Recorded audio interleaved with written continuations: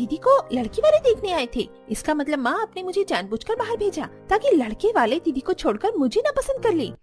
वैसे लड़का तो बहुत स्मार्ट और हॉट है। अच्छा हुआ मैं यहाँ पर नहीं थी, वरना ये लड़का भी मेरी खूबसूरती पर पागल हो जाता और मेरी बहन को छोड़ मेरे पीछे पड़ जाता। अच्छी बात है, चलिए रिश्ता तो पक्का हुआ, कम से कम दीदी का। तुम खुश तो हो ना तन्वी? खुश हूँ। अब कुछ दिन बाद श्रेया शादी करके अपने पति चेतन के साथ नदी किनारे अपने ससुराल आती है। आओ बहू रानी, घर के अंदर आओ। अगले दिन सुबह श्रेया अपनी पहली रसोई का खाना बनाकर अपने ससुराल वालों को खिलाती है। मजा आ गया। क्या बात है श्रेया, जितनी खूबसूरत तुम लग रही हो ना, उतना ही स्वादिष्ट तुमने ये खाना बनाया है। हाँ बहू रानी, खाने से तो तूने सच में हमारा दिल जीत लिया। शुक्रिया माँ जी। अच्छा श्रेया, खाना खाने के बाद मैं तुम्हें नदी किनारे ले जाऊंगा। देखना, तुम्हें नदी किनारे ठंडी ठंडी हवाओं में बैठकर बहुत मजा आएगा। चेतन श्रेया को नदी के पास लेकर आता है। दोनों ही नदी में पैरों को डुबोकर हाथों में हाथ डालकर बैठे हुए होते हैं। कितना खूबसूरत नजारा है इस नदी का। ठंडी ठंडी हवाएं चल रही हैं। तुम हो, मैं हूँ, चारों तरफ शांति और पक्षियों की ये मीठी मीठी आवाज बहुत खूबसूरत लग रही है। तुम्हारे साथ यहाँ बैठकर मुझे बहुत अच्छा महसूस हो रहा है। तभी तो तुम्हें यहाँ लेकर आया हूँ मैडम जी। श्रेया अपने पति चेतन के साथ एक खुशहाल जिंदगी गुजार रही थी। तभी एक दिन तन्वी अपनी बहन से मिलने उसकी ससुराल आती है। अरे तन्वी, तुम अचानक? आओ ना, घर के अंदर आओ। ये कौन है श्रेया? चेतन जी, ये मेरी खुद की बहन है तन्वी। अच्छा अच्छा, अंदर बुलाओ अपनी बहन को और कुछ चाय नाश्ता करवाओ। ओह माय गॉड, फोटो से तो कहीं ज्यादा हॉट एंड स्मार्ट है, ये रियल में दिख रहा है। ऊपर से इतना आलीशान घर भी है इसका। मेरी काली कलूटी बहन की तो लॉटरी निकल गई। सॉरी दीदी, मुझे माफ करना, पर आपके इतने स्मार्ट और हैंडसम हस्बैंड को देखकर मुझसे कंट्रोल नहीं हो रहा है। मैंने सेट करके रहूंगी। अरे जीजू, आप कहाँ चले? आप भी हमारे साथ बैठिए ना। सभी लोग चाय नाश्ता करते हैं, जिसके बाद सुशीला कहती है, घर में बहुत गर्मी हो रही है, जा बहू अपनी बहन को थोड़ा नदी के किनारे घुमा ला। हाँ तन्वी, चलो, तुम्हें बहुत अच्छा लगेगा नदी के पास। जीजू आप भी चलिए ना हमारे साथ। अच्छा ठीक है, चलता हूँ। अब श्रेया, तन्वी, चेतन नदी किनारे बैठे हुए होते हैं। तभी श्रेया पानी के अंदर चेतन को अपने पैरों से छेड़ना शुरू करती है। अरे ये तन्वी अपने पैरों को मेरे पैरों से बार बार टच क्यों कर रही है? अच्छा चलो अब घर चलते हैं।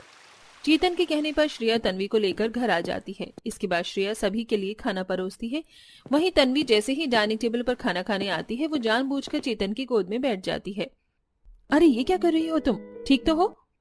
सॉरी सॉरी दीदी, वो मेरा पैर फिसल गया।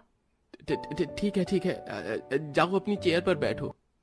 अब इसी तरह तन्वी बार बार किसी न किसी बहाने से चेतन पर डोरे डाल रही थी। तभी एक दिन जब श्रेया रसोई में खाना बना रही होती है, वहीं हॉल में बैठे चेतन के पास तन्वी आकर, जीजू मेरा ये स्विमिंग ड्रेस कैसा लग रहा है?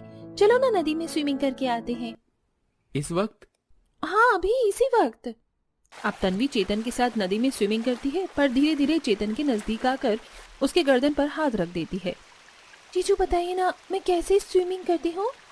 बहुत खूबसूरत स्विमिंग करती हो, जिसे कोई भी देखकर पागल हो जाए, जैसे मैं हो चुका हूँ तुम्हें देखकर पागल।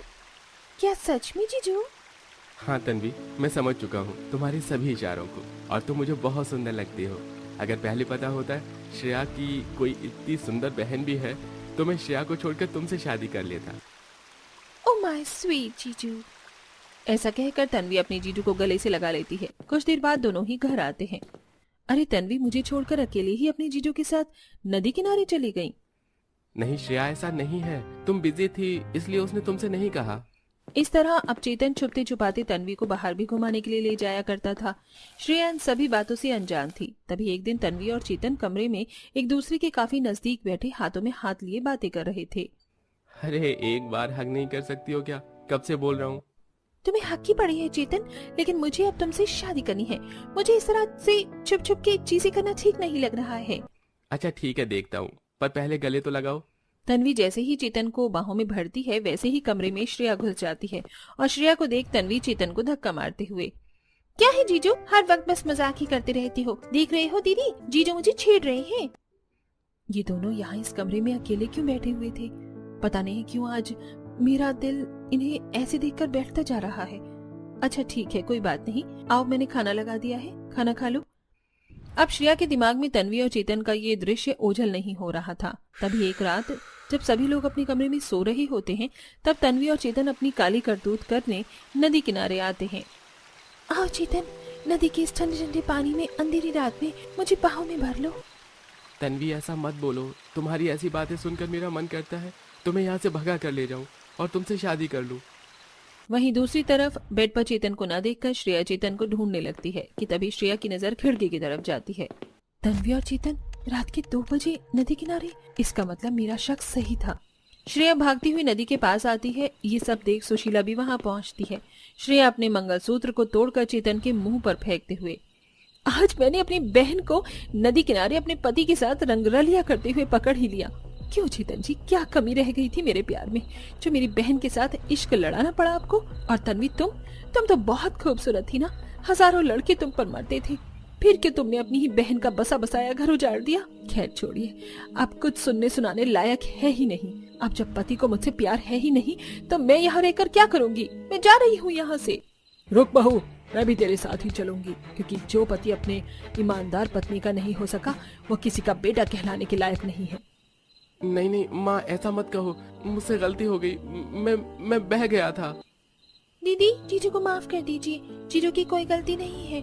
ये सब करवाने के पीछे मेरा ही हाथ है, मैंने ही उन्हें बहकाया ये सब करने के लिए। पर आज मुझे अपनी ही गलती का एहसास हो रहा है कि मैंने कितनी नीच हरकत की है। अपनी बहन के घर रहकर उसके ही पति को उससे छीनने की कोशिश की। अरे ऐसा तो कोई दुश्मन भी अपनी बहन के साथ नहीं करता होगा। दीदी मुझे माफ कर दीजिए, मैं आप दोनों से अब हमेशा हमेशा के लिए दूर चली जाऊंगी। ये सब सुन श्रेया अपनी बहन को माफ कर देती है और साथ ही अपने पति को अपना लेती है।